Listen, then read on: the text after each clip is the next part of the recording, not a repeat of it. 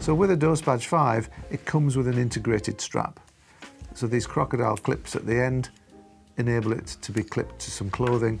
So I'll quickly demonstrate on here. Attach it, as you'll see here, to my collar. You get a very tight fit.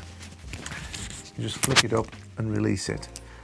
So the ideal place to put one of our doseBadge5s is on somebody's shoulder. Something like this position, either this way around or that way around. And these clips allow you to hook it onto somebody's clothing nice and securely. I would always put it on the shoulder, not too close to the neck, not too far away. You definitely don't want it down the body. It's got to be as close to the ear as possible because that's what we're measuring. We're measuring somebody's exposure to occupational noise, so it needs to be in the vicinity of somebody's ear. Now you may be wondering, well, how on earth do we start and stop these devices and understand what's going on with them? Because as you'll notice, there are no buttons. There's just a couple of lights on there. There's no screen or anything like that. Well, there's a few ways of doing that. We can start and stop the doseBadge directly while it's in the docking station, while it's connected to noise tools, which is what we'll demonstrate. Because connecting this to noise tools through the USB port on the side enables you to start and stop the device, to download information from each of the doseBadges, and also to configure them as well. It's easier, I think, when we look at the software to go through all the different options, because not only do these log the decibel levels, the LAEQ, the LC peak, which is what you need for occupational noise on a continuous basis, they also have built into them octave bands as well. That's 10 frequency bands, so you can see the frequency profile of the noise, and that's all in there. So you can actually configure it to turn octave bands on or off, and to configure how often it stores the data and a few other things besides. So there's quite a lot of things you can do with that. There's a lot of functionality in this particular doseBadge, which makes it not only really easy to use, but a very powerful tool.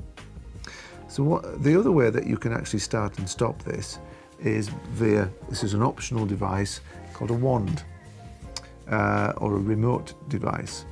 Now, obviously we need to communicate to these while they're on people's shoulders or while they're in the docking station, and we do this through Bluetooth.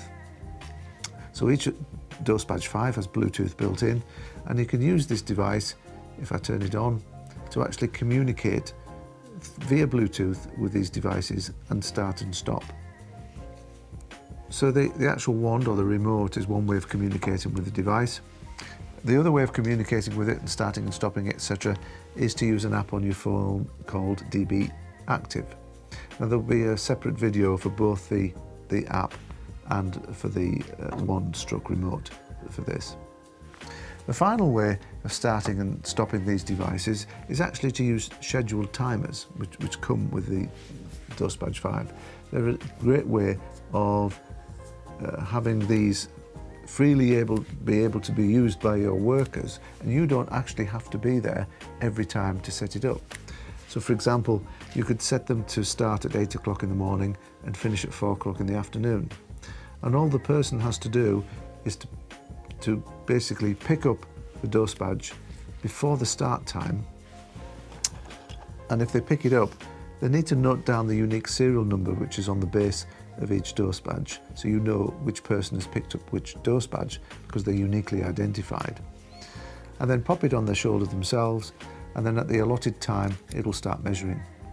At the end of the measurement period it will stop, and all they have to do then is come down and pop it back on the docking station to be charged up, ready to be used the following day. So it's a really easy way of getting workers involved in picking these up and actually monitoring themselves, basically. Now, these particular doseBadges actually have the capability of storing multiple measurements internally, just like one of our sound level meters. So you don't need to reset it or clear the memory or anything like that between each individual measurement.